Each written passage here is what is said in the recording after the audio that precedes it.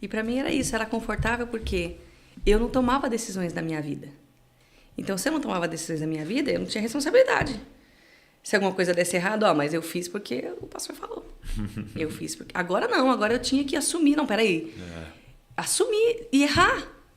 E falhar. E dizer, não, peraí, aqui eu devia ter escutado o Senhor, aqui eu devia ter feito assim. E assumir a responsabilidade da minha vida. Então, era mais confortável eu deixar na mão de outras pessoas, entende? Então, esse era eu, sua parte. Era a minha parte, sabe? E reconheço isso. E quando, inclusive, nós estamos debaixo de uma liderança assim, e a única liderança que a gente conhece, a gente replica.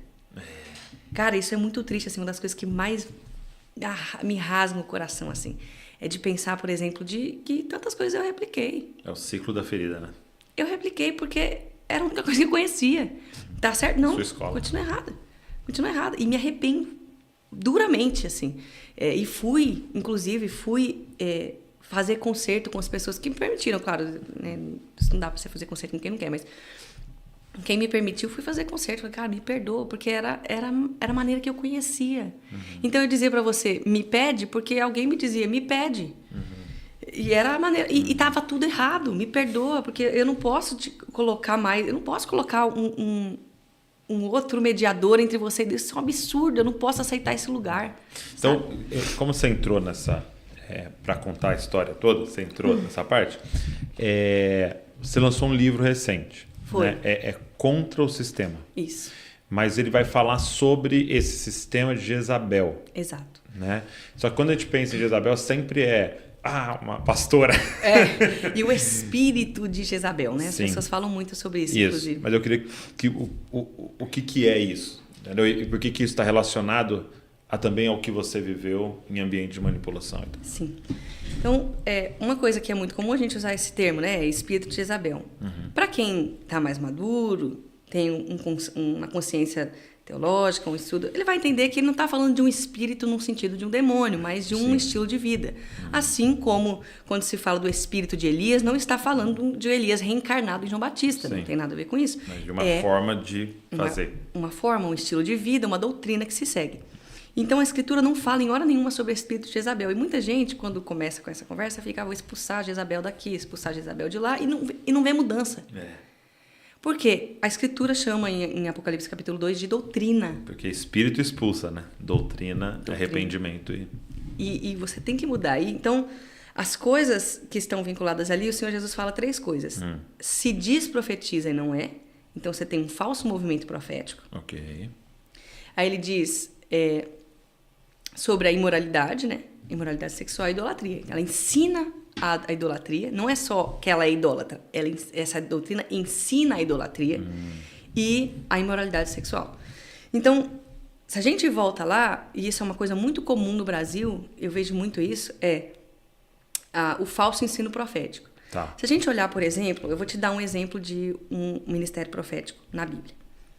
Um cara profetiza e acerta tudo.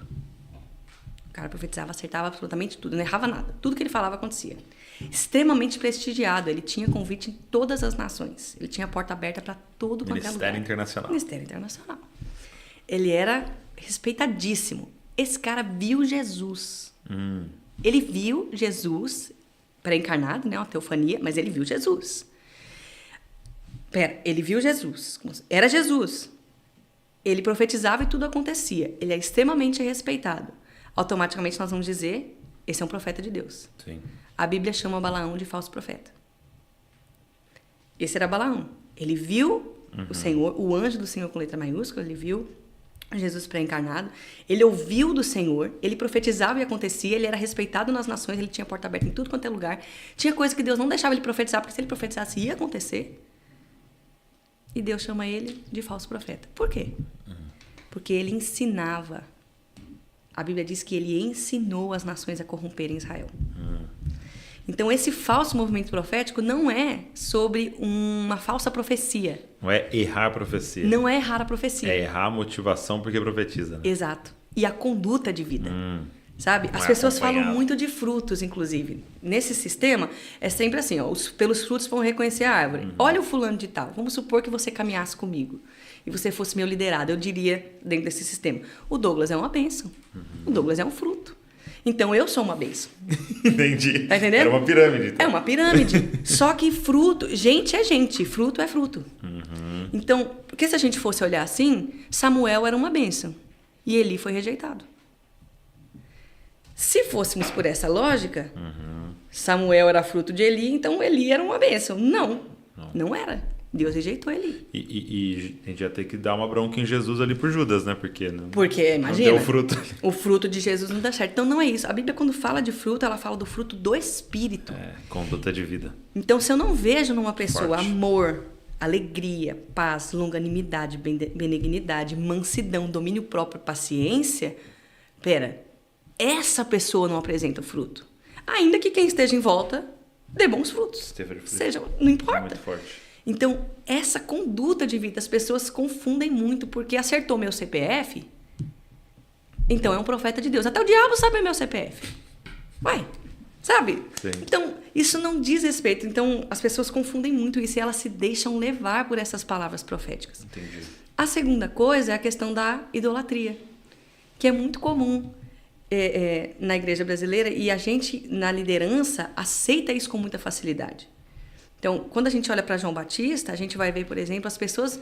É natural do povo. É natural. Quem é você? Você é o Cristo. Você é Elias. Você é Jeremias. Você é Isaías. Quem que você é? Você é o cara. Ele fala, eu não sou. Eu não sou. A responsabilidade de dizer para o povo, eu não sou o cara, é nossa. Só que é muito mais confortável aceitar esse lugar. É muito comum, Douglas, era muito comum na igreja primitiva, os pecados eram confessados publicamente. Isso não é mais feito. Por quê?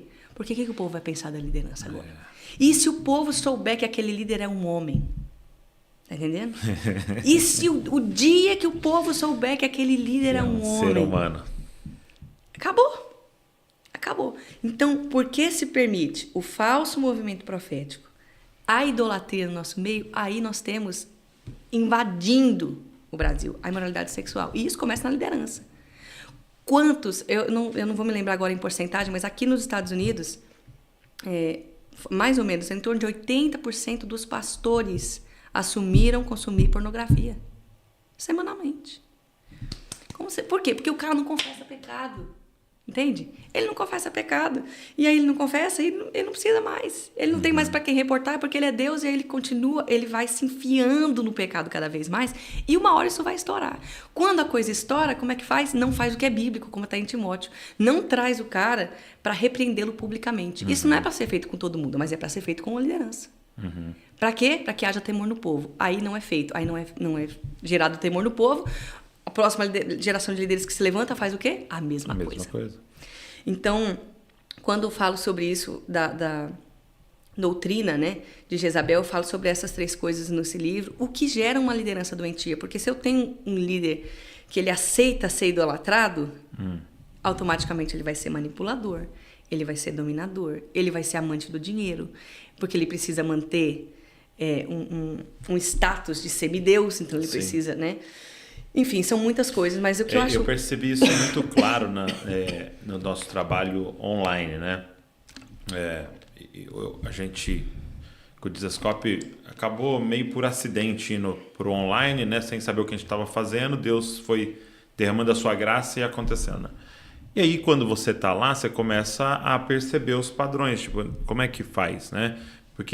E até num coração correto de tipo, eu quero ser zeloso, o que tem que fazer certo aqui para a mensagem continuar indo e tal, né? E é interessante porque chega um ponto que é assim, chega um ponto do crescimento humano, né? Que você tem que fazer as pessoas te idolatrarem. Então você vai ver pessoas dando dicas assim, filma dentro do seu carro e mostra que o banco é um couro caramelo, entendeu?